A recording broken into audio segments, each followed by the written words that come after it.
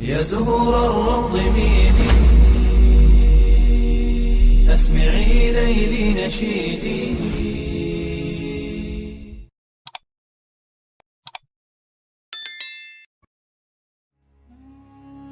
Assalamualaikum warahmatullahi wabarakatuh.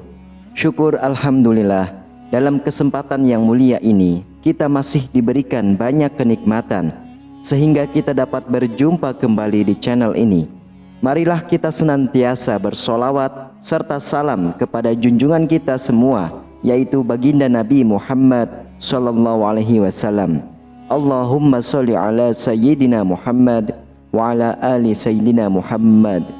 Doa dan harapan saya, semoga sahabatku semuanya selalu diberikan kesehatan, diampuni dosa-dosanya, dikabulkan segala doa dan hajatnya, serta dilapangkan rezekinya oleh Allah Subhanahu wa Ta'ala. Amin ya Rabbal Alamin.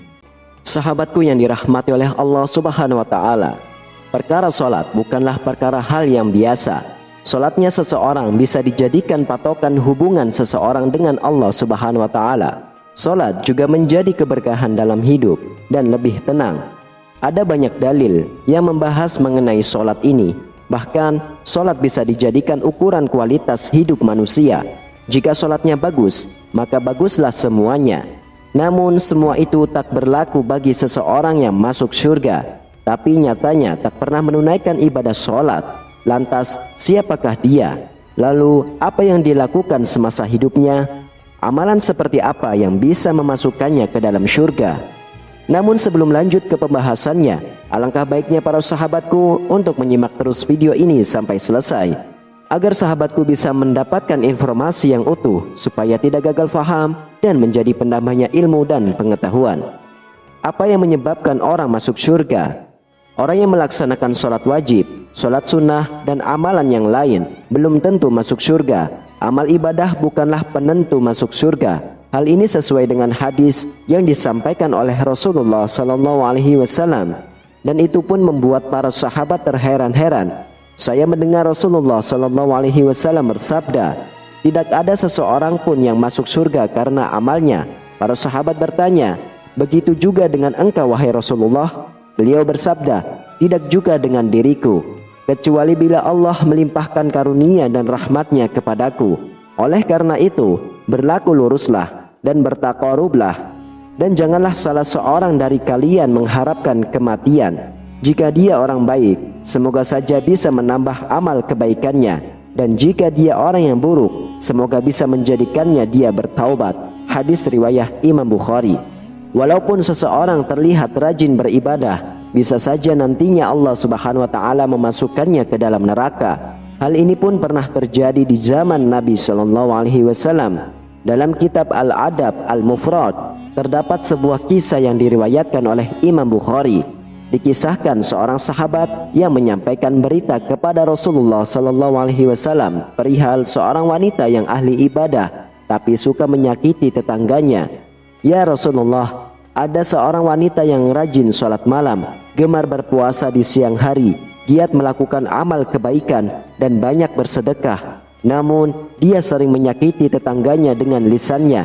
Mendengar hal ini, Rasulullah SAW bersabda, tiadalah kebaikan padanya dan dia termasuk penghuni neraka. Mereka para sahabat bertanya lagi, fulana mengerjakan sholat wajib dan bersedekah dengan beberapa potong keju, tapi tidak pernah menyakiti seseorang pun. Rasulullah SAW bersabda, dia adalah penghuni surga. Masuknya seseorang ke dalam surga tidak bisa ditentukan dari ibadahnya. Bisa saja ada yang tak pernah terlihat beribadah seperti sholat, tapi bisa menjadi penghuni surga. Lalu siapakah orang yang dijamin masuk surga tanpa mengerjakan sholat sekalipun? Perkara surga dan neraka adalah kewenangan Allah Subhanahu wa Ta'ala. Dia memiliki pertimbangan sendiri untuk memasukkan orang ke surganya atau ke nerakanya. Bahkan orang yang tidak sholat pun bisa masuk ke surganya. Hal ini dialami oleh salah seorang yang berada di zaman Rasulullah SAW. Orang tersebut bernama Amr bin Sabit. Dia berasal dari Bani Abdul Ashhal. Ia pernah diajak masuk Islam, namun Amr bin Sabit menolaknya. Kisah ini diriwayatkan oleh Abu Hurairah radhiyallahu anhu dan diabadikan dalam kitab As-Sirah An-Nabawiyah. Saat perang Uhud tiba, banyak orang yang turun ke medan perang. Ia pun mencari anak pamannya. Ia bertanya kepada orang-orang, "Di manakah anak-anak pamanku?" Orang-orang itu pun menjawab, "Di Uhud." Semua orang yang dicarinya sedang berjuang di medan perang, tepatnya di Uhud. Mendengar hal itu, ia pun bergegas memakai baju perang besinya dan memacu kudanya menuju medan perang. Saat sampai di medan perang, kaum muslimin pun menyuruhnya menjauh. Mereka berkata kepada Ammar, "Menjauhlah engkau dari kami wahai Ammar." Setelah Ammar mengaku beriman, akhirnya para kaum muslimin mempersilahkannya bergabung dan berjuang bersama di jalan Allah Subhanahu wa taala dan memerangi orang-orang kafir. Ammar bertempur dengan gagah berani hingga dia terluka parah. Ia pun ditemukan oleh orang-orang Banu Abdul Azhar yang sedang mencari korban peperangan dari kaum mereka. Ammar bin Sabit pun langsung dibawa ke keluarganya. Sa'ad bin Mu'adz lalu mendatangi saudaranya seraya berkata, "Katakanlah kepada Ammar, apa yang menyebabkannya datang ke medan perang? Apakah yang berperan demi kaumnya atau karena Allah dan Rasulnya?" Saat ditanyakan pertanyaan tersebut, apalagi dalam keadaan terluka, dia menjawab, "Aku datang ke medan perang karena ini masuk Islam. Aku beriman kepada Allah dan Rasulnya. Aku masuk Islam mengambil pedangku. Aku maju bersama Rasulullah SAW dan aku berperang hingga aku terkena serangan." Setelah mengucapkan itu, Ammar bin Sabit menghembuskan nafasnya. Kejadian ini pun diceritakan kepada Rasulullah SAW dan beliau bersabda, "Sesungguhnya ia termasuk penghuni surga." Ammar bin Sabit pun menjadi penghuni surga walaupun belum pernah melaksanakan sholat. Dan pada akhirnya cerita ini disampaikan oleh Abu Hurairah radhiyallahu anhu kepada sahabat yang lain. Ternyata para sahabat tidak mengetahui bahwa ada yang tidak pernah sholat tapi bisa masuk surga. Hal ini pun dilihat dari cerita Ammar bin Sabit.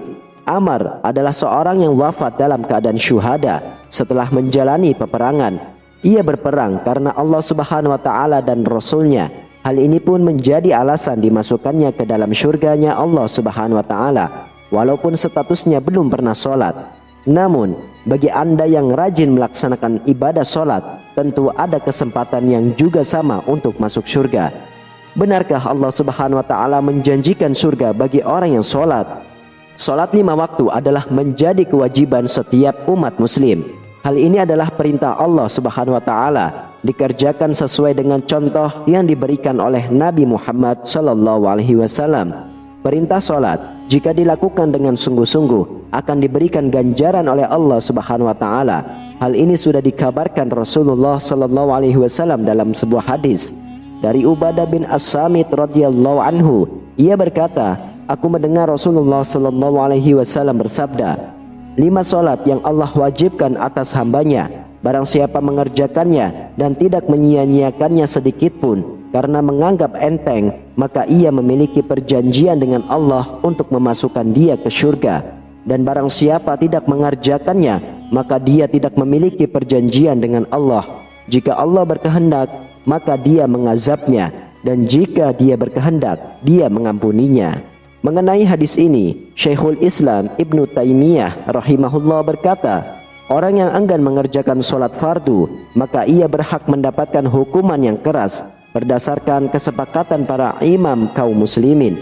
Bahkan menurut jumhur umat seperti Imam Malik, Imam Syafi'i, Imam Ahmad, dan selain daripada mereka, ia wajib untuk bertaubat. Jika ia bertaubat, maka ia terbebas dari hukuman, dan jika tidak, maka ia dihukum mati.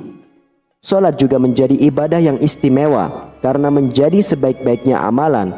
Hal ini telah diabadikan dalam sabda Nabi SAW yang artinya, "Dan ketahuilah bahwa sebaik-baiknya amal kalian adalah salat." Hadis riwayah Imam Ahmad. Bahkan Rasulullah SAW menjadikannya wasiat saat di akhir hayatnya, "Kerjakanlah sholat dan tunaikan kewajiban kalian terhadap hamba sahaya yang kalian miliki." Hadis riwayah Imam Ahmad. Ammar bin Sabit menjadi orang yang istimewa karena bisa masuk surga walaupun tidak mengerjakan sholat. Sebab Amr bin Sabit ikut berperang di jalan Allah Subhanahu wa taala. Namun jangan berkecil hati. Orang yang sholat pun memiliki kesempatan untuk masuk surganya Allah Subhanahu wa taala, walaupun tidak semata-mata amalan itu sebagai penentu orang yang bisa masuk ke dalam surga atau neraka. Wallahu a'lam bishawab. Demikianlah hanya ini yang bisa saya bagikan dan sampaikan. Semoga kita semua selalu dalam rahmat, ridho serta hidayah dari Allah Subhanahu wa taala. Amin, amin ya rabbal alamin. Wassalamualaikum warahmatullahi wabarakatuh.